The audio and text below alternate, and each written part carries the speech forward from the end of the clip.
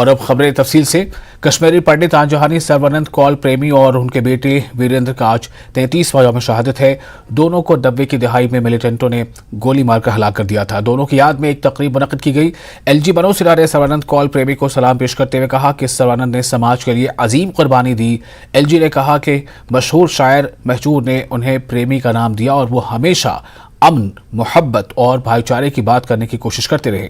मनोज सिन्हा ने कहा कि वो कश्मीरी पंडितों को जिला वतनी के दर्द को समझते हैं। उन्होंने कहा कि दहशतगर्दी के इकोसिस्टम को खत्म करने की कोशिश की जा रही है और जम्मू कश्मीर में मुस्तकिल अमन को यकीनी बनाने का अहद कर रहे हैं। एलजी ने मजीद कहा कि वो चाहते हैं कि जम्मू और कश्मीर इसकी पुरानी अजमत दोबारा हासिल करे। उन्होंने कहा कि कश्मीरी पंडितों की सकाफत और अदब के तहफ़्फ़ुज़ और फ़रोग़ के लिए रकम खर्च करेंगे। इस मौके पर मनोज सिन्हा ने सर्वानंद कौल प्रेमी पर लिखी गई एक किताब का इजरा किया। आंजहानी सर्वानंद कौल प्रेमी के बेटे राजेंद्र प्रेमी ने कहा कि कश्मीरी पंडितों को जिला वतनी के दौरान बहुत से मसाइल का सामना रहा है, लेकिन फिर भी कम्युनिटी ने अपनी सकाफत की हिफाजत की है।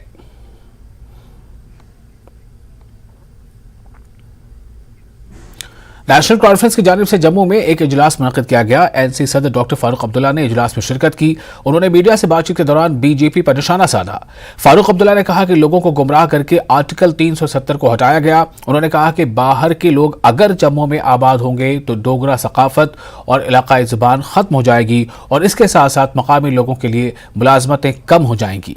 एनसी सदर ने पुंछ हमले पर भी कई सवालात उठाए।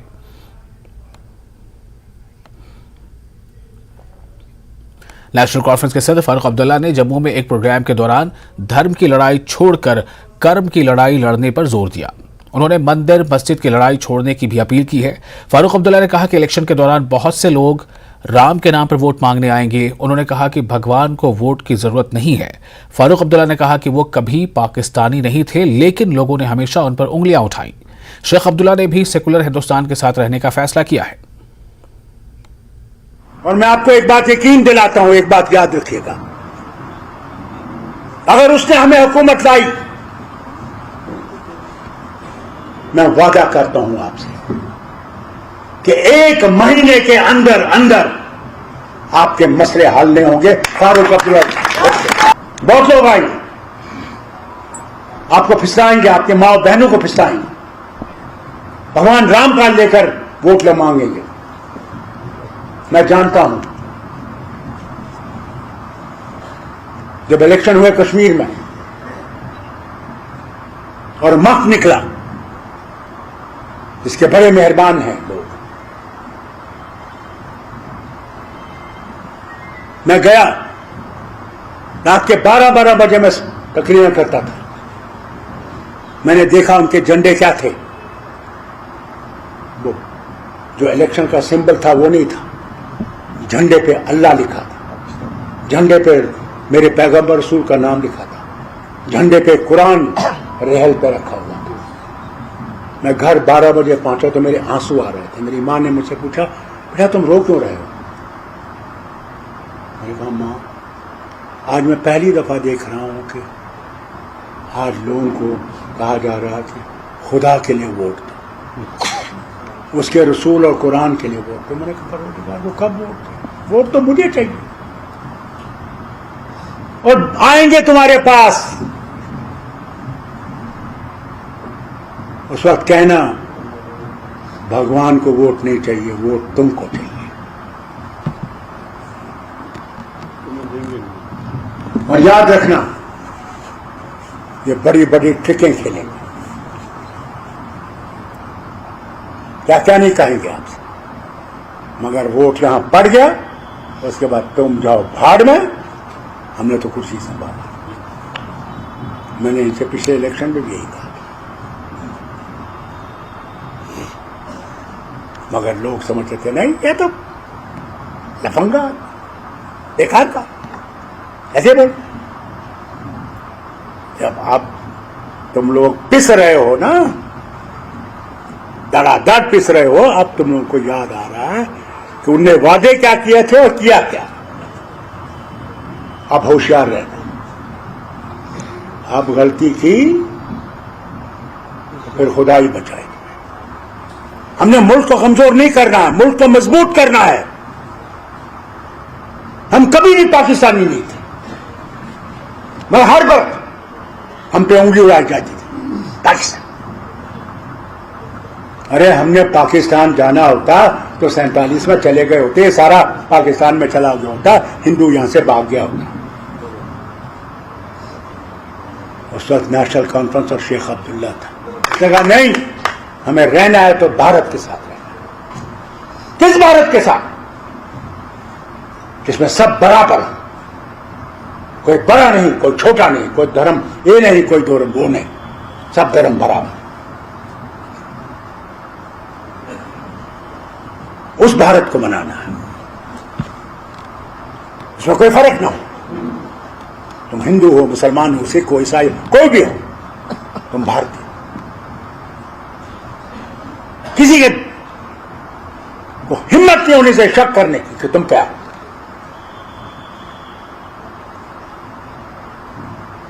वो भारत बनाना है, उसके लिए कुर्बानियां देनी है। हां,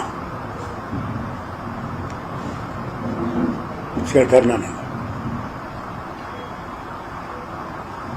बस आपस में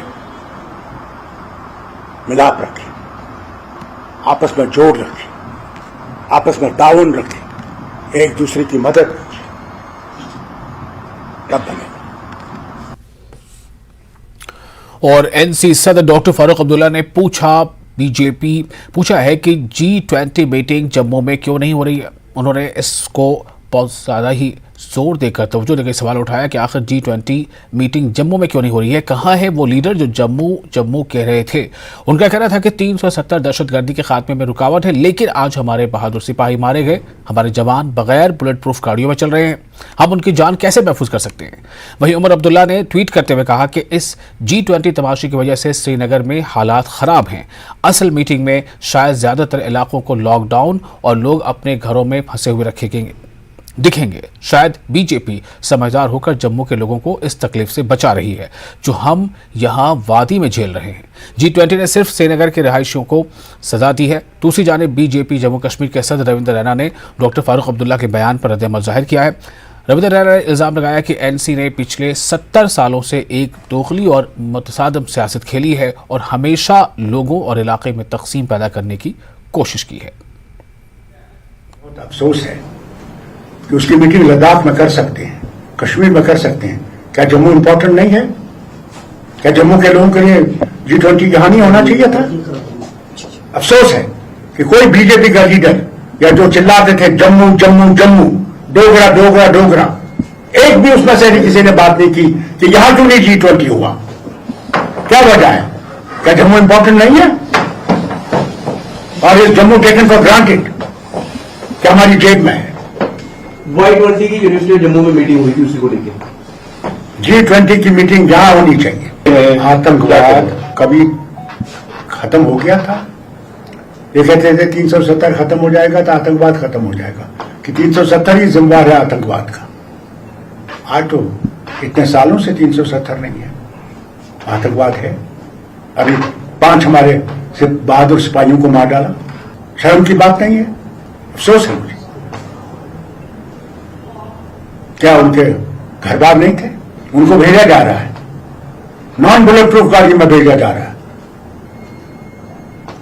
मारा नहीं जाएंगे तो क्या होगा? ये वो लोग हैं जिन्होंने 70 साल जम्मू कश्मीर के लोगों में जहर घोलकर राजनीति की है। ये वो लोग हैं जिन्होंने जम्मू कश्मीर के अंदर कभी लोगों को यकजहती प्यार मोहब्बत से नहीं जीने दिया।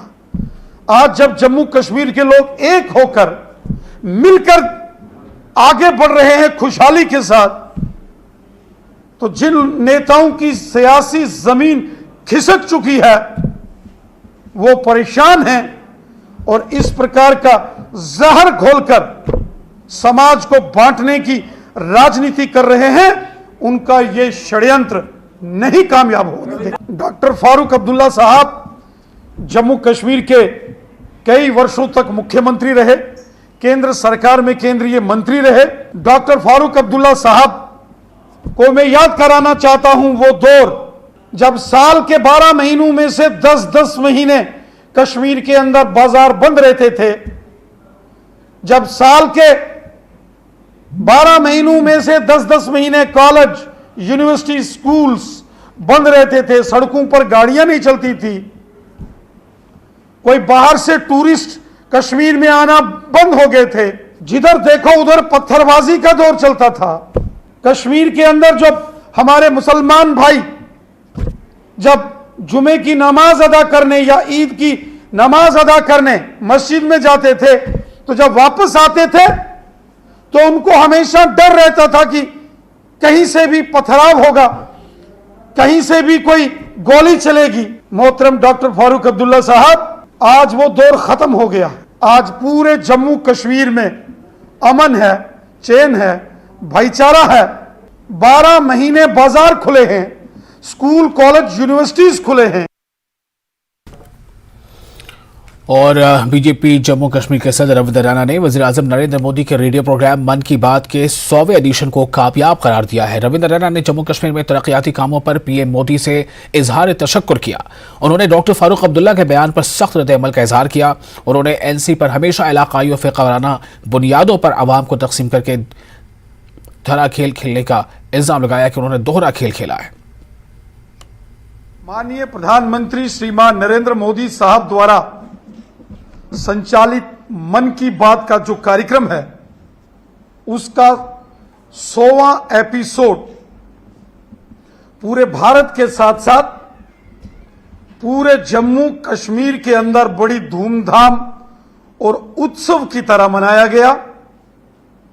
मैं हृदय से जम्मू कश्मीर की जनता का,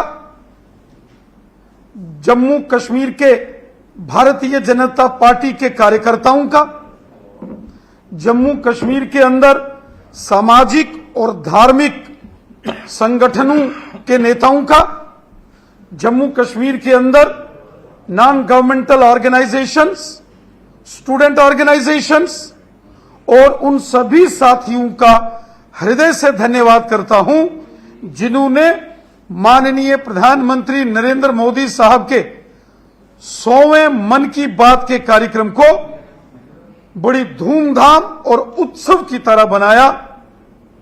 पूरे जम्मू कश्मीर के अंदर 5,500 से ऊपर स्थानों पर मन की बात का 100वां एपिसोड भव्य तरीके से आयोजित किया गया और लगभग 6.5 लाख लोगों ने मन की बात के कार्यक्रम को सामूहिक तौर पर इकट्ठे होकर अपने अपने स्थानों पर सुना है। फिलहाल एक छोटा सा ब्रेक लेते हैं। ब्रेक के बाद खबरों का सिलसिला जारी रहेगा। ब्रेक के बाद एक बार फिर आपका स्वागत है। गिलगित बलूचिस्तान के गांव फरनो में गोबा अली थांग नामी शख्स की एक हफ्ते पहले मौत हो गई। फरनो गांव से महज 1 किलोमीटर दूर सरहद के इस पार रहने वाले उनके बेटे अपने वालिद की आखिरी रस्मात में शामिल न हो सके। वादी तोरतक या चुलंगखा में बहुत से मुनक़सिम खानदान रहते हैं। लोगों ने हुकूमत से दरख्वास्त की है कि वो सिर्फ एक राहदारी या मीटिंग पॉइंट खोले ताकि वो अपने लोगों के साथ अपने जज्बात का इजहार कर सकें। आज न्यूज़ 18 लद्दाख आपको लेके आए हैं लास्ट बॉर्डर विलेज थंग में। ये जो विलेज है ये 1971 में आज़ाद हुई लास्ट विलेज है। एक गोबा अली थंग नामी एक बंदा जिसके पिता फ्रनू जो थंग के जो अपोजिट साइड में गांव है जो आप देख सकते हैं वहां पे रहते थे। उनकी कुछ दिन पहले देहांत हो गए थे। यहाँ से इतने पास में होने के बावजूद भी वो अपने पिता के जनाजे पर ना जा पाए। इस वजह से वो बहुत ही ज्यादा उदास हैं और कुछ बातें हमारे साथ वो शेयर करना चाहते हैं। तो हम आज अपने आप को इतना बदकिस्मत समझते हैं कि ये दुख अल्लाह ना करे किसी को न दे, क्योंकि पड़ोस में सामने हम देखते रहते थे। आज से इससे पहले मैं अपने वालिदैन को हर हफ्ते में एक बार, मेरे वालिद साहब उस छत के ऊपर से हमें देखता था, हम उस किनारे में जाके वालिद साहब को हम देखते थे। तो आज ये मतलब हमें वो शर्फ समझ लो, हम सोचते थे कि मेरे वालिद साहब से हम कभी भी मिल सकते हैं, मिलेंगे, कभी मिलेंगे, ये एक उम्मीद था, एक किरण था। तो आज इस उम्मीद को, इस किरण को ख़त्म होने पर मुझे बहुत तकलीफ़ है। सरकारों से अपील करते हैं कि इस तरीके का दर्दनाक वाक़े को समझने की ज़रूरत है। खैर दूर में हो, जब इस्लामाबाद, कराची या दिल्ली में हो तो उसमें इतना दर्द नहीं है। जैसे हम सामने रहते हैं, सामने से देखते रहते हैं, वहाँ से हमें देखते हैं, हम वहाँ गांव में देखते हैं, हर दुख दर्द सामने से देखते हैं, तो ये बहुत तकलीफ़ दे बेटी, बहुत ही तकलीफ़ दे। तो मेरा अपील ये है कि यहाँ पर इस जगह पे, पुरअमन जगह पे एक मीटिंग पॉइंट हो, या तो करतारपुर खोला, कश्मीर में 7 जगह पे रास्ता खोला, तो अब हर जगह में रास्ता खोलते हैं, तो हमारे इस इलाके में भी अगर कम से कम कोई मीटिंग पॉइंट हो तो कम से कम ऐसे दुख सुख में लोग अपना आप रिश्तेदारों से मिल पाए। तो मेरा अपील भी है, मेरा रिक्वेस्ट भी है कि इस देश को और दोनों देश को समझने की ज़रूरत है। पे हर घर की यही कहानी है, हर घर से या तो किसी के भाई या किसी के पिता या किसी की माँ, हर कोई यहाँ पे बिछड़े हुए हैं, और उन सब का यही कहना है कि जैसे कि हर जगह पे कॉरिडोर खुले हैं, उसी तरह यहाँ पे कम से कम कोई मीटिंग पॉइंट खोला जाए, ताकि जो यहाँ के लोग और वहाँ के लोग हैं जो फैमिली मेम्बर्स के साथ अपने दुख दर्द बांट पाए।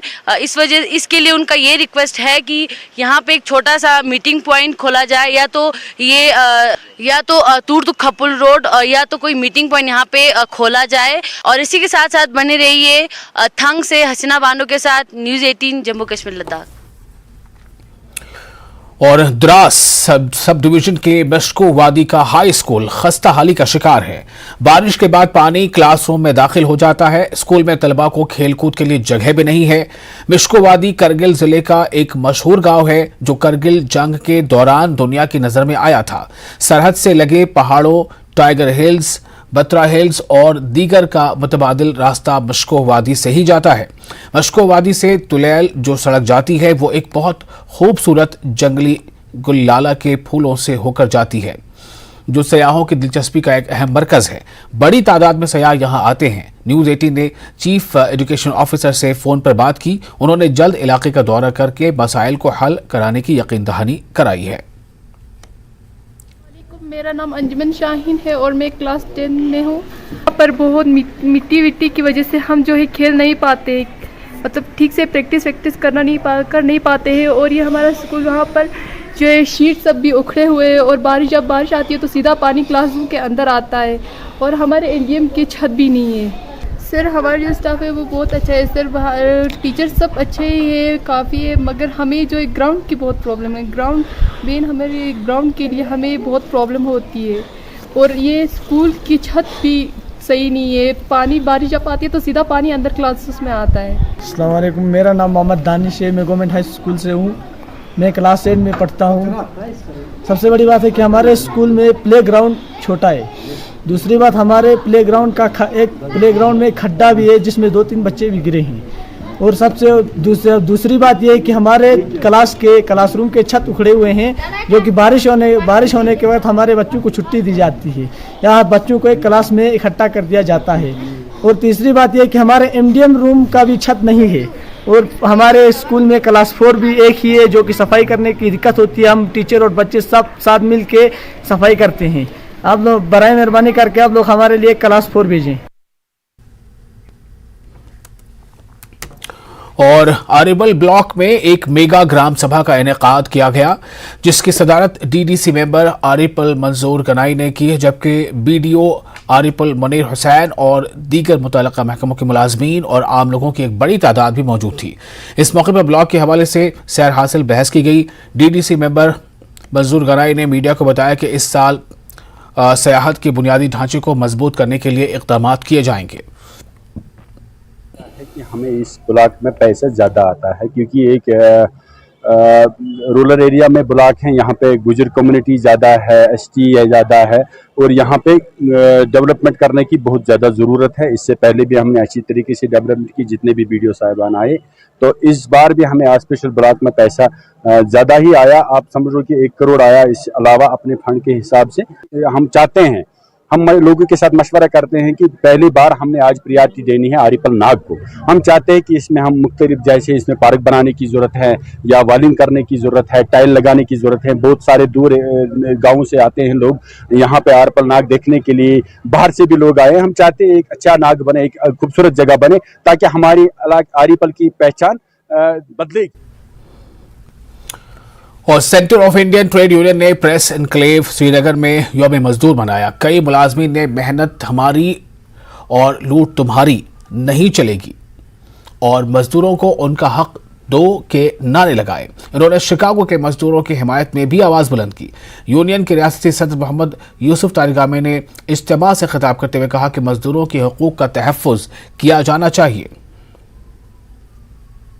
यौम मजदूर मनाया जाता है, इसलिए हम श्रीनगर के इस प्रेस लेन में खड़े हुए हैं। हम चिकागो के उन शहीदों को लाल सलाम करते हैं जिनकी लंबी जद्दोजहद की वजह से मजदूर को 8 घंटे काम मिली है। आज मजदूरों के साथ आवाज उठाते हैं कि मजदूरों का वेतन बढ़ाया जाए। चिकागो के शहीदों के लिए सॉलिडरिटी, यकजहती, उनके नाम पर यही जो आज जो इन्फॉर्मेशन, यही जो एकता के लिए हम उनको इनकलाबी समझते हैं, इनकलाबी है भी। यहाँ पर भी सारे इनकलाबी लोग आए हैं, तो उनके साथ सॉलिडरिटी। और ये जो हमारी महंगाई है, महंगाई के बारे में, ये जो हमारे जितने भी यहाँ पर हमारे वर्कर्स है, जो भी यहाँ पर मजदूर देखोगे, किसी को आज तक 6-6 महीने 7-7 महीने से आज तक वेजेस नहीं मिले, वो भी मिनिमम वेजेस। तहरीक को आगे ले जाने में यहाँ जमा हुए हैं और उनकी यादगार में जो शिकागो में मजदूरों की हलाकत हुई, उन्होंने जद्दोजहद की, उन्होंने एक मिसाल पेश कर दी दुनिया के लिए। और इस मजदूर तहरीक को आगे बढ़ाने के लिए और मजदूर के हुकूक को पूरा करने के लिए, उनके हुकूक के हिमायत में कानून नाफिज करने के लिए हम यहाँ उनके साथ यकजहती का मुजाहरा करने के लिए यहाँ जमा हुए हैं। आज भी कहता हूँ यारा, मिनिमम वेजेस जो लेबर कॉन्फ्रेंस है, जिसमें सरकार के सीनियर लोग भी होते हैं, उन्होंने रिकमेंडेशन की है कि 26,000 मिनिमम वेजेस मुकर्रर किए जाए वर्कर्स का। हम आज इनसे कहना चाहते हैं ये 311 रुपए दिन को एक दिन यहां मुआवजा मिलता है। ये तो सरकार ने मुकर्रर किया, जो मुझे मंजूर नहीं, जो महंगाई के लकीर को देखते हुए मुनासिब भी नहीं, बहुत कम है। और त्राल म्यूनिसिपैलिटी की जानिब से टाउन हॉल में आलमी यौम मजदूर का एहतमाम किया गया। प्रोग्राम की सदारत एडीसी त्राल साजिद नकाश ने की। सदर एमसी मंजूर अहमद खान और दीगर अहदेदार भी प्रोग्राम में मौजूद रहे। कई मकालात पेश किए गए और मजदूरों के हकूक की बात की गई। नुमाया कारकर्दगी दिखाने वाले सफाई कर्मचारियों को इनामात से भी नवाजा गया। यौम मजदूर दो मनावन, अत मज स्वीपर या बाकी डेलीवेजर या डेलीवेजर बोन तह मुलाजिम यमन आज हौसला अफजाई कर तिमन मज सर्टिफिकेट दिस अवार्ड दित कैसो कोर कोर्टस मज तिमन दित अवार्ड। तो सठा शुक्र गुजार। आज इस सिलसिले में आज हमने यहाँ पर एडिशनल डिप्टी कमिश्नर त्राल जनाब याहिया नकाश साहब को भी दावत दी थी और तहसीलदार पर जो हमारे एग्जीक्यूटिव ऑफिसर म्यूनिसिपल त्राल भी है, ये यहाँ पर एक पुरवका तकरीब मुनक़िद की टाउन हॉल में। और यहाँ पर जो हमारे पास जो स्वीपर है, मित्र सफाई मित्र जो डेलीवेजर है और आउटसोर्सेज के स्वीपर भी है, उनको हमने बाज़ाब्ता तो यहाँ पर इनामों से नवाजा ताकि वो अच्छे तरीके से जो आप स्वीपिंग का काम करते हैं, वो इनके एजाज में हमने इनका एक अवार्ड यहाँ पर दिया है। और vice chancellor university of Jammu professor Umesh Shah ने वीसी सेक्रेटरीट में मीडिया से खिताब किया। उन्होंने बताया कि disaster management centre of department of geology university of Jammu ने हाई एटीट्यूड वॉरफेयर स्कूल के ताउन से महारत पर मबनी 3 सर्टिफिकेट कोर्सेज शुरू करेंगे और डिजास्टर मैनेजमेंट की ये कोर्सेज सर्च, रेस्क्यू और सर्वाइवल, स्नो क्राफ्ट और बर्फानी तोड़े से बचाव, रॉक क्राफ्ट और पहाड़ी बचाव पर मरकूज हैं। इस सिलसिले में HWAS और जम्मू यूनिवर्सिटी के याददाश्त मुफाहमत पर दस्तखत होने जा रहे हैं।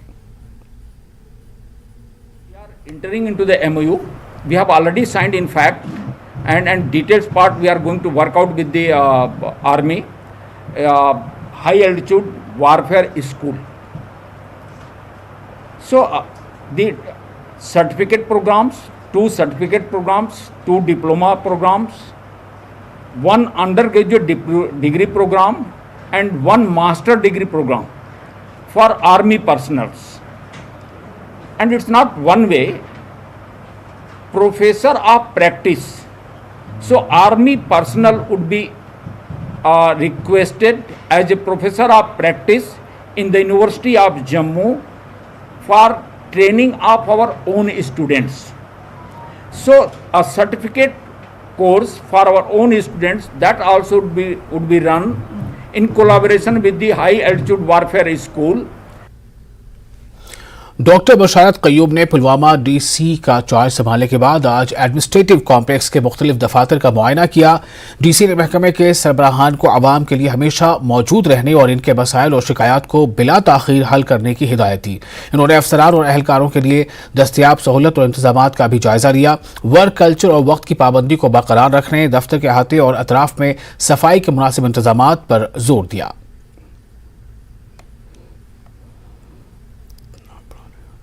साबिक वज़ीर-ए-आज़म और पाकिस्तान साबिक मुस्लिम लीग नून के सीनियर रहनुमा शाहिद खाकान अब्बासी ने दावा किया है कि वफाकी हुकूमत के मुफ्त आटे की तकसीम की स्कीम से 20 अरब रुपए का गबन किया गया।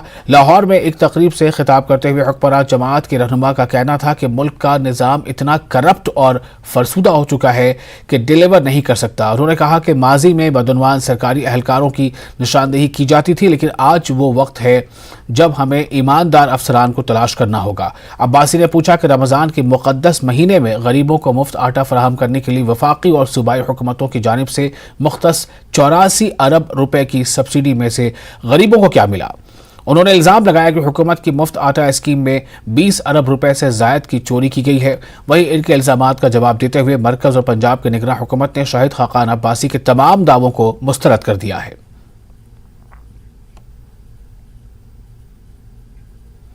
डीसी सांबा अभिषेक शर्मा और एसएसपी सांबा ने इंतजामी अहदेदारों के साथ जिला सांबा के रामगढ़ सेक्टर में बैन-ए-अक़वामी सरहद का दौरा किया। इन्होंने बीएसएफ की पोस्ट नर्सरी, कमोर, तनूर और बिलाद का दौरा किया और सरहद की हिफाजत के हवाले से बीएसएफ के अहलकारों के साथ मीटिंग की। डीसी ने सरहद के किसानों से भी मुलाकात की और इनके मसाइल सुने। जानते हैं कि सांबा एक बॉर्डर डिस्ट्रिक्ट है और यहाँ पे हमारे 3 ब्लॉक्स जो हैं वो बॉर्डर ब्लॉक्स हैं, तो उसी के लिए हमने पहला दौरा किया है रामगढ़ ब्लॉक का। हमारी पूरी प्रशासन की टीम, एसएसपी साहब, तहसीलदार, बीडीओज, हमारे फ्लड कंट्रोल डिपार्टमेंट के एग्जीक्यूटिव एडब्ल्यू साहब, तो सभी लोग हम आज यहाँ पे बॉर्डर एरिया का विजिट कर रहे हैं, यहाँ की प्रॉब्लम्स को अंडरस्टैंड कर रहे हैं फर्स्ट हैंड इंफॉर्मेशन के लिए, और साथ में ही जो बीएसएफ के जवान यहाँ पे तैनात हैं और बीएसएफ की जो टीम्स हैं उनके साथ हम डिस्कस कर रहे हैं कि उनको किस तरह की सिचुएशन में दे आर वर्किंग और क्या प्रॉब्लम्स हैं और क्या इश्यूज हैं जो वो फेस कर रहे हैं। देखा गया है कि देयर आर सर्टेन इश्यूज, थोड़ी 1-2 चीज़ें हैं जो यहाँ की बॉर्डर एरियाज की हैं, उसको हम अंडरस्टैंड करके उस पर जो भी एक्शन लेना है we will do it. Director horticulture Ghulam Rasool Mir ने निजी कंपनियों की जानिब से काश्तकारों को गैर मयारी हाई डेंसिटी पौधे फराहम करने पर इंतबाह दिया। इन्होंने काश्तकारों को मयारी पौधे फराहम करने और सूखे हुए पौधों को तब्दील करने पर जोर दिया। बसूरत दीगर निजी कंपनियों के खिलाफ कार्रवाई की जाएगी। वाज़ेह रहे कि हाल ही में जिला पुलवामा के भरपूरा इलाके में 800 के करीब हाई डेंसिटी पौधे सूख गए थे, जिस पर न्यूज़ 18 ने खबर नशर की थी। डायरेक्टर ने कहा कि निजी कंपनियों को अहकामात सादर किए हैं कि सूखे हुए पौधे जल्द तब्दील किए जाएं। की पॉलिसी है जो हाई डेंसिटी प्लांटेशन को रेगुलेट करते हैं, गवर्नमेंट ऑर्डर है, उसमें क्लियर ये है कि ड्राइएज जो है इनको रिप्लेस करनी है तो उनको करना पड़ेगा। उसमें मतलब कोई ये नहीं होगा अगर किसी ने बाग लगाया है, किसी भी प्राइवेट एंटरप्राइज के थ्रू लगाया है और हार्टिकल्चर डिपार्टमेंट के थ्रू लगाया है, देयर में भी ऑर्चिडिस्ट जिन्होंने खुद ऑन देयर ओन प्राइवेट बाग लगाए होंगे, मगर जिसने भी हार्टिकल्चर डिपार्टमेंट के थ्रू लगाया है और अगर कहीं ड्राइएज वहाँ पे होगी तो उनको वो रिप्लेस करना। और इसी के साथ न्यूज़ अपडेट एट 4 में फिलहाल इतना है, लेकिन न्यूज़ 18 जो के लिए पर लगातार बड़ी और अहम खबरों का सिलसिला जारी रहेगा।